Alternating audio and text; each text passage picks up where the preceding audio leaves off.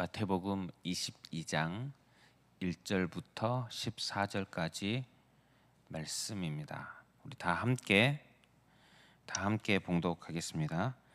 예수께서 다시 비유로 대답하여 이르시되 천국은 마치 자기 아들을 위하여 혼인 잔치를 베푼 어떤 임금과 같으니 그 종들을 보내어 그 청한 사람들을 혼인 잔치에 오라 하였더니 오기를 싫어하거늘 다시 다른 종들을 보내며 이르되 청한 사람들에게 이르기를 내가 오찬을 준비하되 나의 소와 살찐 짐승을 잡고 모든 것을 갖추었으니 혼인 잔치에 오소서 하라 하였더니 그들이 돌아보지도 않고 한 사람은 자기 밭으로 한 사람은 자기 사업하러 가고 그 남은 자들은 종들을 잡아 모욕하고 죽이니 임금이 노하여 군대를 보내어 그 살인한 자들을 진멸하고 그 동네를 불사르고 이에 종들에게 이르되 혼인잔치는 준비되었으나 청한 사람들은 합당하지 아니하니 내 거리 길에 가서 사람을 만나는 대로 혼인잔치에 청하여 오라 한대 종들이 길에 나가 악한 자나 선한 자나 만나는 대로 모두 데려오니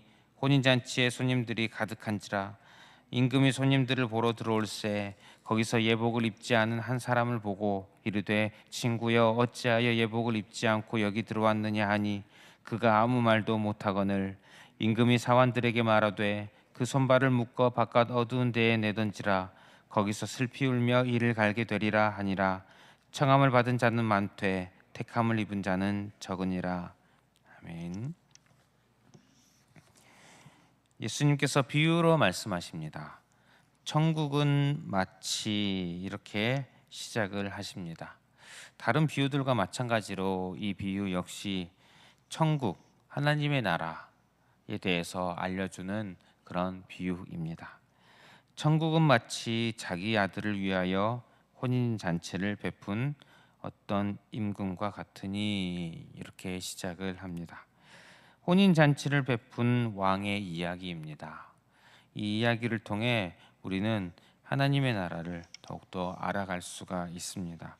이 이야기를 세 부분 정도로 나눠서 살펴보겠습니다. 먼저 임금이 자신의 아들의 혼인잔치를 베풉니다. 종들을 보내서 초대받은 사람을 불러오게 합니다. 초청자의 명단이 이미 있는 것으로 보입니다. 그리고 그들이 자기가 초대받았다는 사실을 이미 알고 있는 것으로 보입니다. 그러나 종들이 왔을 때에 그 사람들이 거부를 합니다. 왕은 다시 다른 종들을 보내서 초대받은 사람들을 불러오게 합니다. 잔치를 얼마나 멋지게 준비했는지, 얼마나 성대하게 준비했는지를 같이 이야기하게 합니다.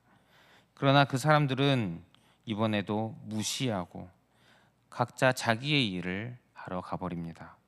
그리고 남은 사람들이 있습니다. 그들은 자신을 초대하러 온 왕의 종들을 잡아서 모욕하고 죽여버립니다. 왕이 분노를 합니다.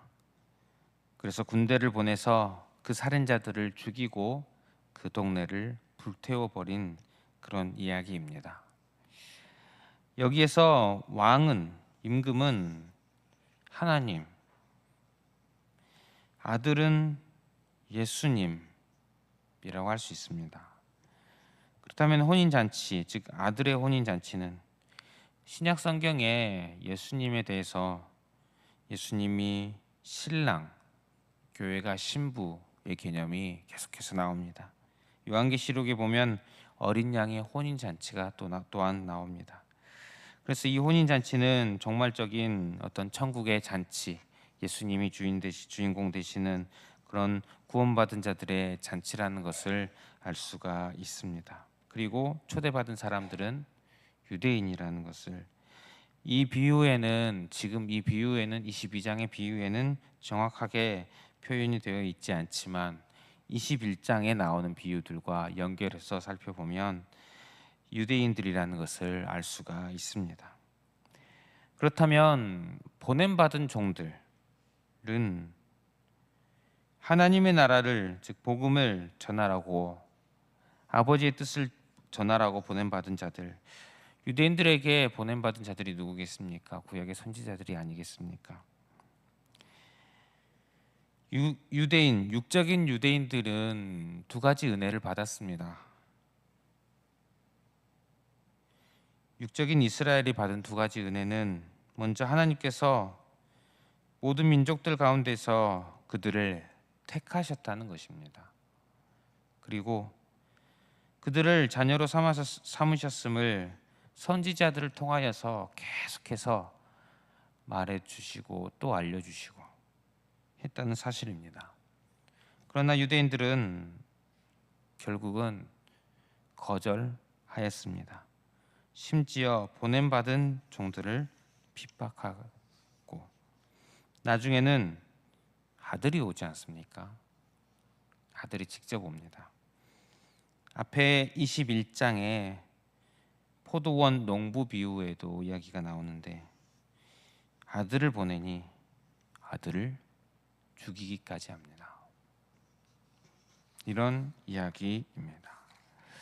두 번째 부분을 보면, 왕은 기존에 초대받았던 자들 말고 다른 이들을 초대하기로 합니다. 종들에게 네 거리 길에, 즉 사거리입니다, 가서 사람을 만나는 대로 혼인잔치에 초대하라고 합니다. 사거리는 좁은 골목은 아닙니다. 사람이 많이 다닐 만한 그런 도로입니다. 사람들이 많이 다니는 거리에 나가서 만나는 대로, 보이는 대로 모두 데리고 오라, 초대해라, 이런 명령을 내립니다. 그렇게 하니 혼인잔치에 손님이 가득 차게 되었다는 그런 이야기입니다.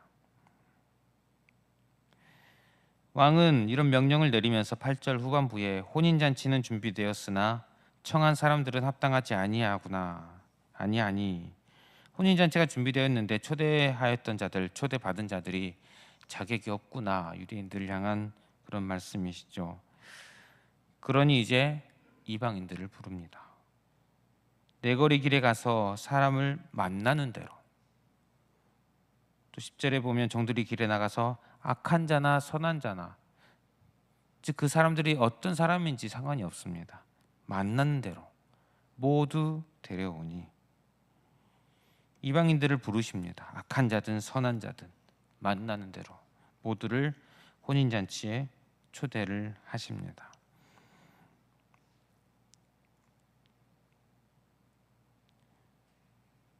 왕국의 하늘나라의 잔치에, 아들의 혼인잔치에 참여할 수 있는 그런 자격을 초대받은 사람 어떤 일부였는데 더 넓어졌습니다. 더 많은 사람들이 참여할 수 있게 되었습니다. 이 은혜가 우리에게도 임하지 않았습니까? 우리도 하나님의 왕국의 잔치, 아들의 혼인잔치에 참여할 수 있는 은혜를 받았고 참여하게 되었습니다. 이제 14절에 결론적인 말씀이 나옵니다. 청함을 받은 자는 많되 택함을 입은 자는 적으니라. 결국 택함 받은 자들, 혼인잔치에 들어가는 자들,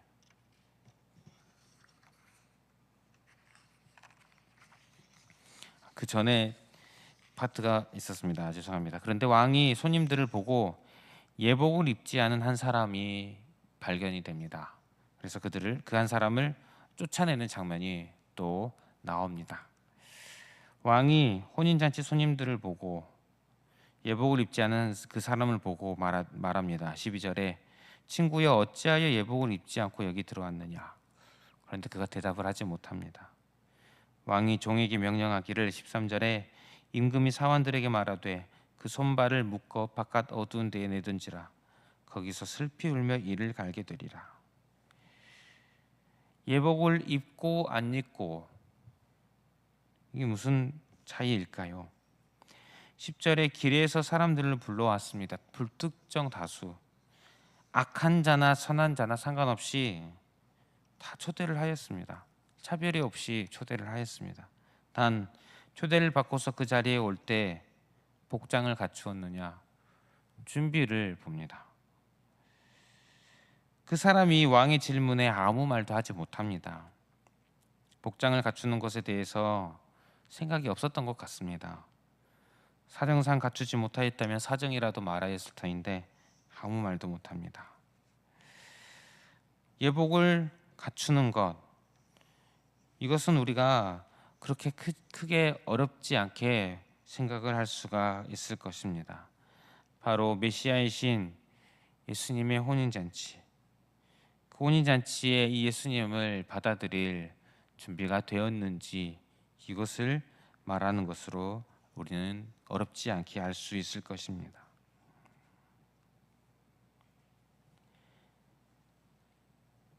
혼인잔치에 초대를 받았는데 그곳에 합당한 자들은 바로 예수님을 받아들일, 우리가 많이 사용하는 표현이죠. 영접할 그런 마음의 준비가 되어 있는지, 이것이 중요하다는 것입니다. 그런 자들이 결국은 하나님의 혼인잔치에, 예수 그리스도의 아들의 혼인잔치에 참여를 하게 된다는 그런 이야기. 결국 청함을 받은 자는 많되 택함을 입은 자는 적으니라.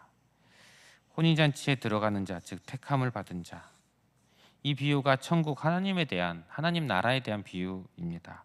결국 하나님의 나라에 들어가는 자는 택함 받은 자들, 결국은 택함 받은 자들이 들어가게 됩니다.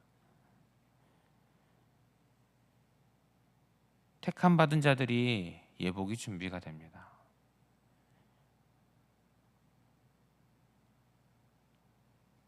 청함을 받은 자들이 많이 있지만 결국은 택함을 받은 자가 예복을 입고 혼인잔치에 들어가게 된다는 것입니다. 그렇다면 우리가 이 말씀을 보면서 나를 바라보았으면 좋겠습니다. 우리가 택함 받은 자가 되었습니다. 택하셔서 주의 자녀 삼아 주셨습니다. 아들의 혼인잔치에 들어가게 하여 주셨습니다. 은혜이지요. 은혜이지요. 주님의 청함을 받고 택함을 받고 들어가게 해주신 것은 주의 은혜입니다. 내가 무언가 대단한 것을 해서가 아니라 그저 초청해 주셨습니다. 그저 택해 주셨습니다. 이 사실을 오늘 우리가 다시 기억하고 감사하는 하루가 되었으면 좋겠습니다. 이 말씀은 주의 은혜가 널리 이방에까지 퍼지고 택함 받은 자들이 주의 자녀가 된다는 그런 하나님의 나라 이야기였음을 알 수가 있습니다. 아들의 혼인잔치를 베푼 왕은 모든 이들에게, 더욱더 많은 이들에게 혼인잔치에 들어갈 수 있는 그런 은혜를 베풀어 주셨고 그 은혜가 나에게 임하였다는 사실을 오늘 한번 다시 기억하며 그 사실에 감사하는 하루의 삶을 살아가시는 저와 여러분들 되시기를 바랍니다. 함께 말씀을 기억하면서 기도하실 때에 주의 자녀 삼아 주심에 감사하게 하소서. 우리 이렇게 기도했으면 좋겠습니다. 그리고 주어진 기도 제목들을 가지고 기도하시고 개인의 기도 제목으로 기도하겠습니다.